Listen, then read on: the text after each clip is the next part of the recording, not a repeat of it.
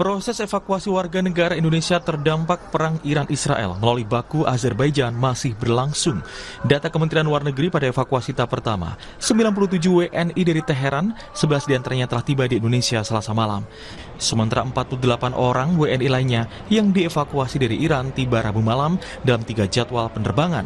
Masih ada 37 WNI lagi yang akan dipulangkan dalam waktu dekat. Setelah tiba total 49 evakui, ya, terdiri dari 48 WNI dan 1 warga negara Iran, spouse pasangan dari warga negara Indonesia.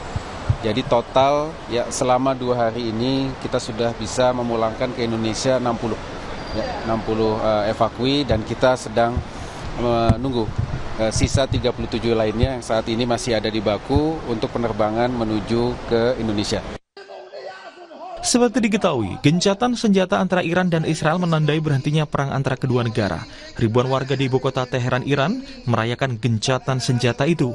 Sebagian warga mendukung kesepakatan gencatan senjata. Namun, sebagian lain meragukan karena menilai akan membuat musuh Iran lebih kuat.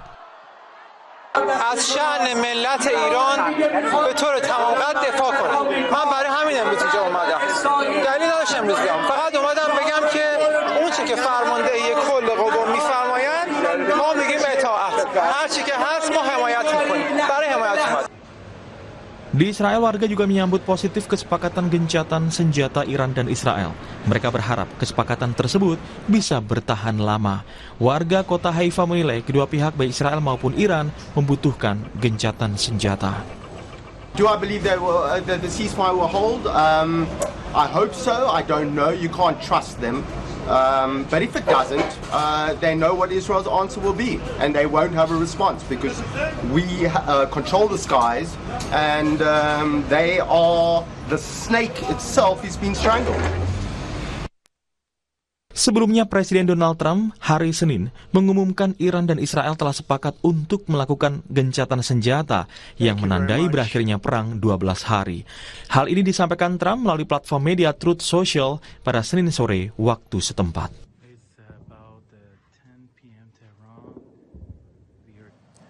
Saudara, gencatan senjata antara Iran dan Israel menandai berhentinya perang kedua negara. Hal ini menjadi momentum bagi pemerintah Indonesia untuk mengevakuasi puluhan WNI yang masih ada di Iran maupun Israel. Kemudian bagaimana dengan perkembangan evakuasi WNI dan rencana ke depannya usai gencatan senjata. Kita akan bahas dengan sejumlah narasumber. Salah satunya ada Direktur Perlindungan WNI Kementerian Luar Negeri, Judah Nugraha. Selamat pagi, Pak Judah. Selamat pagi, Mas Primana. Dan nanti juga akan bergabung bersama kami saudara menyusul WNI yang saat ini belum terevakuasi dari Iran, Muhammad Jawad. Tapi saya ke Pak Judah terlebih dahulu. Pak Judah, untuk update WNI yang sudah dievakuasi, kalau kemarin kita sudah ada 11, kemudian 49, yang hari ini datang ataupun tiba di Indonesia, ada berapa Pak? Ya, dapat kami update bahwa sejak KBRI Teheran melakukan evakuasi jalan darat ya, melalui Astara di perbatasan dan kemudian menuju ke Baku, Azerbaijan, total ada 60 warga negara kita yang sudah ada di Baku sudah kembali ke Indonesia secara bertahap ya, pada tanggal hari Selasa 11, kemudian kemarin ada 49 sehingga total ada 60. Jadi dari 60 tersebut 59 adalah warga negara Indonesia dan 1 warga negara Iran, pasangan dari warga negara Indonesia. Pada hari ini yang sudah confirm jadwal penerbangan adalah 13 WNI dan 24 lainnya sedang menunggu jadwal penerbangan. Karena mereka memang menggunakan jalur penerbangan melalui Doha yang sebagaimana kita ketahui pada saat Iran melakukan serangan ke pangkalan militer Amerika yang ada di Qatar, terjadi penutupan wilayah udara di wilayah Timur Tengah dan kemudian mengganggu jadwal penerbangan. Saat ini kami sudah mendapat informasi bahwa Bandara Hamad di Doha sudah fully operasional, hanya mereka masih menata jalur-jalur penerbangan. Sehingga kita tunggu mudah-mudahan untuk yang 24 bisa segera mendapatkan jadwal pepulangan ke Indonesia. Oke, berarti yang 24 yang belum dapat jadwal penerbangan ini masih menunggu di Baku, seperti itu Pak ya? Ya, masih menunggu di Baku, mereka dalam kondisi aman ya, dan kemudian sudah ditangani oleh KBRI Baku sejak awal pada saat ketibaan mereka tanggal 20. Oke, baik. Ini kan 97 di tahap pertama, Pak Judah. Tentunya masih ada tahapan kedua ataupun tahapan gelombang evakuasi yang kedua. Ini kapan akan dibuka untuk para WNI ini, Pak? Ya, betul Pak Abdul, kami sudah sampaikan kepada masyarakat Indonesia yang ada di Iran bahwa saat ini KBRI Teheran membuka kesempatan untuk evakuasi gelombang kedua. Oleh karena itu kami sangat menghimbau agar para WNI dapat segera mendaftarkan ya, kepada KBRI Teheran mengenai kesediaan mereka untuk ikut dievakuasi. Oke. Kami memonitor memang sudah ada pembahasan mengenai gencatan senjata, namun dapat kami sampaikan bahwa hingga saat ini KBRI Teheran masih menetapkan status siaga 1. Jadi kami membuka kesempatan dan silakan bagi WNI kita yang ingin dievakuasi kiranya bisa segera mendaftar di KBRI. Oke, tapi sebenarnya prioritas dari pemerintah sendiri, Pak Judah, di tengah gencatan senjata yang sudah disepakati kedua negara dengan kondisi yang mungkin relatif lebih kondusif, ini justru menjadi kesempatan bagi kita untuk bisa menyelamatkan WNI dengan lebih lancar dan aman, atau justru ketika sudah eskalasinya turun, ini banyak WNI yang justru, oh ya sudah, karena sudah aman, kemudian mereka memilih untuk menetap. Seperti apa, Pak? Ya. Sebagaimana tadi kami sampaikan, pembahasan gencatan senjata ini sudah dilakukan, namun hingga saat ini kami masih melihat bahwa potensi eskalasi ya, masih dapat terjadi. Tentu kita tidak harapkan, namun ketika status siaga 1 masih diterapkan oleh KBRI Teheran, kami melihat bahwa potensi ancaman itu tetap ada, dan oleh karena itu kita menghimbau warga negara kita untuk dapat ikut evakuasi. Nanti kalau sudah aman, ya silahkan nanti kembali lagi ke Iran. Namun saat ini tentu akan sangat kita harapkan mereka aktif untuk bisa melakukan pendaftaran evakuasi. Ya, kami sudah melakukan town hall meeting secara virtual kepada para WNI kita yang masih ada di sana, dan kemudian kita harapkan mereka bisa mengikuti langkah-langkah yang sudah ditetapkan oleh KBRI Teheran. Oke, sejauh ini dari komunikasi pihak Kemlu dengan para WNI yang masih di sana, ini bagaimana Pak? Apakah memang sama seperti beberapa hari sebelumnya, di mana masih ada 200 lebih dari mereka yang memilih untuk tetap di sana dan tidak ingin dievakuasi? Ya, sebagai contoh misalkan mayoritas warga negara kita bertempat tinggal di kota Qom. Ini adalah pelajar dan mahasiswa memang ya, sebelumnya sangat jarang menerima serangan dari Israel. Namun sekali lagi dalam konteks konflik bersenjata seperti ini, segala macam kemungkinan yang terburuk dapat terjadi. Sebagai contoh, pada saat Amerika melakukan serangan kepada instalasi nuklir yang ada di Fordo, Fordo ini jaraknya 47 km dari kota Qom. Nah, walaupun kami juga sudah mendapat informasi tidak ada radiasi nuklir ya dari dampak serangan tersebut, ya, namun tetap potensi itu kan ada. Ya, sebaiknya memang ikuti langkah-langkah yang sudah ditetapkan oleh KBRI Teheran, jangan menunggu sampai last minute.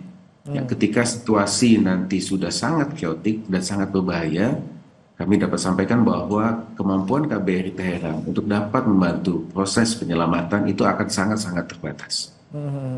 Kemudian bagaimana upaya dari Kemlu sendiri, Pak Judah? Kalau misalnya memang mereka tetap kekeh gitu ya, tidak ingin dievakuasi, apa upaya-upaya yang dilakukan, persuasinya?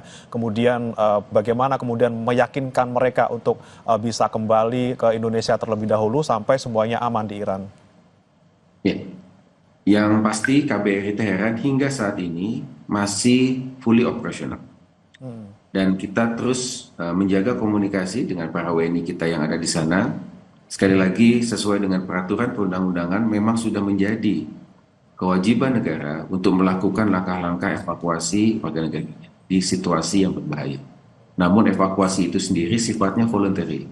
Kami di pemerintah tidak dapat memaksa WNI kita untuk ikut evakuasi. Nah, oleh karena itu yang kita lakukan adalah langkah-langkah persuasi pada para WNI, termasuk kepada WNI-WNI yang sudah bisa kita evakuasi hingga saat ini. Kami juga minta bantuan untuk dapat juga menyampaikan ya kepada teman-temannya yang masih ada di Iran untuk bisa segera melakukan pendaftaran. Oke, kalau misalnya nih Pak, memang betul mereka ini tidak ingin dievakuasi dengan cara apapun, sudah dipersuasi, kemudian tetap menolak untuk dievakuasi karena mungkin punya pertimbangan-pertimbangan tertentu. Apa yang bisa dilakukan oleh pemerintah kita untuk memastikan keselamatan mereka? Misalnya menyediakan tempat aman ataupun menyiapkan evakuasi ke tempat-tempat yang lebih kondusif, misalnya di negara-negara sekitar Iran, Pak. Ya, sebagaimana tadi kami sampaikan, ya, ketika situasinya sudah sangat berbahaya, ya, kami tidak bisa atau tidak dapat memberikan false hope, ya, bahwa kita dapat menyelamatkan mereka dalam kondisi atau keadaan seperti itu. Kemampuan KBRI Teheran akan sangat terbatas. Nah, oleh karena itu, sekali lagi, memang ini pilihan, ya, dari setiap warga negara kita yang ada di sana, namun yang perlu dipahami adalah pilihan tersebut mengandung resiko. Ketika mereka memilih untuk tetap tinggal di Teheran, ada resiko yang harus diperhitungkan. Baik, ada terakhir nih Pak, kemudian kalau misalnya kita bicara situasi sekarang ini eskalasinya sedang menurun, kemudian kalau misalnya ketika nanti amit-amit ada eskalasi yang meningkat, apakah ada kemungkinan dari pemerintah kita untuk mewajibkan evakuasi? Jadi bukan hanya bersifat voluntary lagi Pak? Dalam konteks tersebut kan kita merujuk kepada peraturan perundang-undangan. Memang peraturan perundang-undangan tidak mewajibkan, karena pilihan itu ada di masing-masing individu. Yang diatur adalah kewajiban bagi negara, bagi pemerintah untuk melakukan proses evakuasi. Ya, tidak ada rujukan bahwa kita bisa memaksa, karena kalau memaksa itu kan berarti kalau tidak ikut ada sanksinya seperti itu. Nah, aturan perundang-undangan kita tidak mengatur seperti itu. Jadi sekali lagi tentu pilihan ada di masing-masing individu. Kita pastikan bahwa negara siap untuk membantu, ya, namun kami juga perlu menyampaikan kondisi senyatanya. Kami tidak ingin memberikan, seperti kami sampaikan, false hope bahwa dalam kondisi apapun, dalam situasi apapun, KBRI mampu untuk menyelamatkan mereka. Tidak that case, ya, bahwa kemampuan KBRI ketika situasi sudah sangat berbahaya itu sangat-sangat terbatas.